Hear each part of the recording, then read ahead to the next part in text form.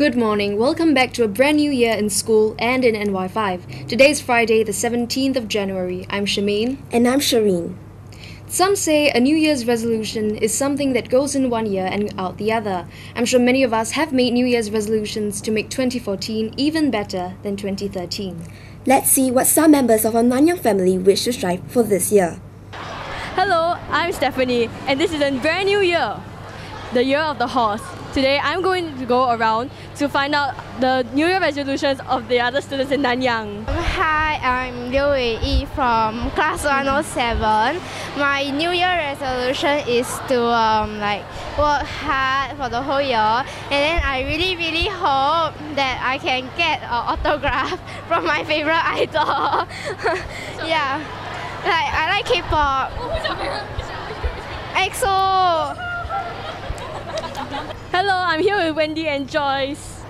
For me, I think what is most important for me this year is studies and, of course, CCA. Shout out to choir, okay? Choir, you all must really 加油, and because we have something very big coming up this year, so you all must really do your best. And how about you, Joyce?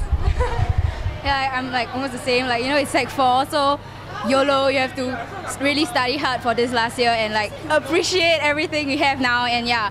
Do you have any plans as to how to make this New Year resolution come true? I think I will pace out my things. I'm itching from 26. Valerie from 26. So what's your New Year resolution for this year? I want to go fatter. To go taller. Hi, I'm Miss Poon from the Math Department. My New Year resolution this year, it would definitely to get a 10, really. I think I'm just way too fair. Hi, Miss Wee from the English department. I guess the first will be to attend all my AA sessions and to drink more Milo. 我来个短期的愿望，短期的愿望就是2个月之后呢，我中2的同学能在周会的时候能自动的安静。谢谢。希望大家都能自动自发。我已经训练你们中1整年了。Hi, I'm Claudia, and my New Year resolution is to get a new high score in Jetpack Joyride. And how am I gonna do it? I'll just play Jetpack Joyride. I'm Veronica from 4-8, and my New Year resolution is to eat lots and lots of chocolate. But by doing that, I need to spend a lot of money, which is also my New Year resolution not to spend too much money, so I'm quite confused. Hi, I'm Miss Cheng, and my New Year's resolution is to go on a disappearing diet. And how am I going to achieve that? So in 2 months' time, we are going to find these people who I just interviewed and ask them if they have accomplished their New Year resolutions. This is Stephanie reporting for NY5. Thank you, Stephanie. In 2 months, we will interview these people again to see whether they have kept their resolutions. Next, we have prepared an interesting segment which is part of our survival guide for our new teachers who have just joined us this year. Every school has an assortment of stereotypes. Despite being labelled as a nerd school, we do have a fair variety of different kinds of students. Let's look into some stereotypes of Nanyang girls. This is for you new teachers. Hello new teachers, welcome to Nanyang Girls High. There are a few obvious types of Nanyang girls in every class that you need to know of. Most Nanyang girls are muggers, that's given. But above muggers, there are the muggers. They are crazily neat from head to toe. Their desks and school bags are so organised, and their homework is always handed up on time. They put sticky notes everywhere. They put sticky notes to remind themselves to put sticky notes. They highlight everything until the entire textbook is covered in ink. I've even seen them reading 2 books at once. They get stressed out over a single mark. They always ask things like, Teacher, is this a quiz or a test? It doesn't really matter. Oh, wait, is it graded or non-graded one? Then there's the paikya. They have messy, hipsterish hair like they just don't care and never ever wear their name tag. Their skirts are so short, I don't even know how they aren't caught by the teachers yet. They always walk into classrooms looking at their phone, usually on Facebook or Instagram or Twitter or something. They take selfies everywhere, and I mean everywhere. They are late for everything. Oh, but they have like 1 million followers on every single networking site. I have no idea how they do it. And then you have the slackers. They stroll from class to class. They're basically too lazy to do anything and they are huge procrastinators. All they do in class every day is play games like Candy Crush and whatever's new on the App Store. They never take down notes or pay attention in class, and sometimes they just fall asleep or daydream and stare into space blankly. And they never ever do their homework. They slack off in group projects, coming up with some lame explanation like they were busy. I don't even know what they spend their spare time doing. The only thing they seem to be interested in is food. But what exactly do they use their calories for? And the athletes. You can't miss them. They are crazily tall and tan and buff, wear colourful sports shoes every day. They are like a block of muscle.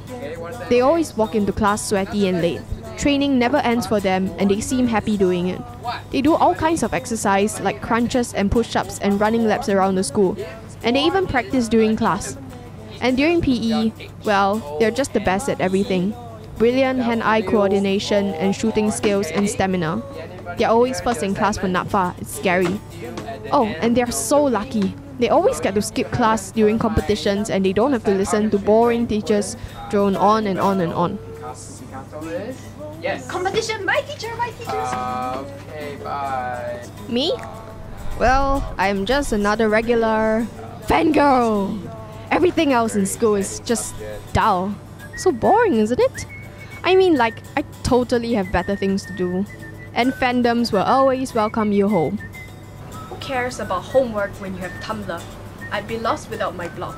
And honestly, do you rather think I read my LA book over angsty 100k fanfiction of my OTP? Oh my god, don't even get me started on like young warlocks, people jumping off rooftops, people being stabbed in the chest to death, alternate universes, cosplays, OTPs, fan art, YouTube. Hey, wake up!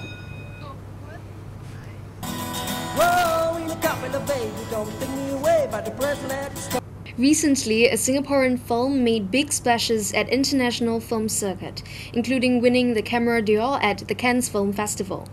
The film also won Best Film, Best Director, Best Screenplay and Best Supporting Actress at the Golden Horse Film Festival in Taiwan. This film is none other than Ilo Ilo, 爸妈不在家, directed by Anthony Chen, an ex-Nanyang girl whom some of you may know, interviewed him last December. Let's see the segment. Good morning everyone. Today in the studio we have former NY5 producer Jamie Fu, who's come back from Hwa Chong after interviewing Anthony Chen, director of the Singaporean film Ilo Ilo last November. She's here to tell us more. Okay, so Ilo Ilo is a Singaporean film, one of Anthony Chen's first full-length feature film.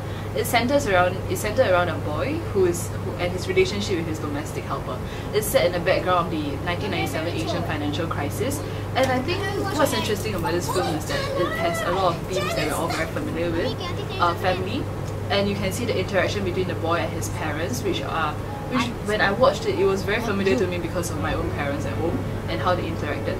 And of course, there's also the tension between him and the domestic helper initially, how it progressed into something more than a friendship. It was almost like a very good companionship. It's semi-autobiographical because it tells about he took inspiration from his relationship with his own domestic helper, and it was what inspired him to make this film because he wanted to make something that was homely and something that would connect to a lot of Singaporeans in Singapore. 一点安分守己一点。现在什么局势，做什么生意，可以不要讲了吗？ For me, it connected because I also had a domestic helper once. She was more like an older sister, kind of mother who was around when my own mother wasn't, when she was at work. So you can see this kind of very familiar relationship present in the film. It's something that I also asked Anthony Chen in the interview with him, which was, what's the main theme in all the films that you have made? And he said that it was about humanity and how we connect to people, what are the things that touches us most, and he says that is what makes a good film. How did you come about to interview him? I think it's we got a contact because he was once an ex-Hwa Chong boy. He was in the Chinese high school in Sec 1 to Sec 4, and then he made the decision to go to Nanyang Polytechnic to pursue film studies. So if there's one reason to watch the film, what would you recommend to those of us who haven't watched it yet? Watch it because it's by a Singaporean. Watch it because there aren't many films about family and such relatable themes in Singapore.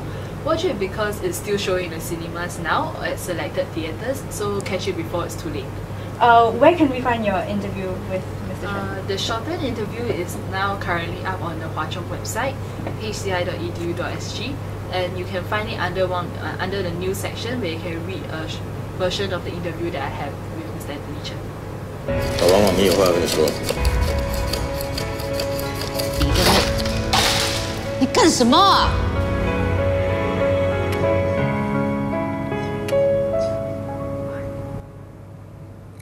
Thank you, Yuning and Jamie. And that concludes our show for today. If you have any comments or feedback, check out our Twitter at NY5NYGH and like our Facebook page at facebook.com/NY5NYGH. We will return shortly after the Chinese holiday. This has been an NY5 production. I'm Shireen. And I'm Shemaine. Thank you and goodbye.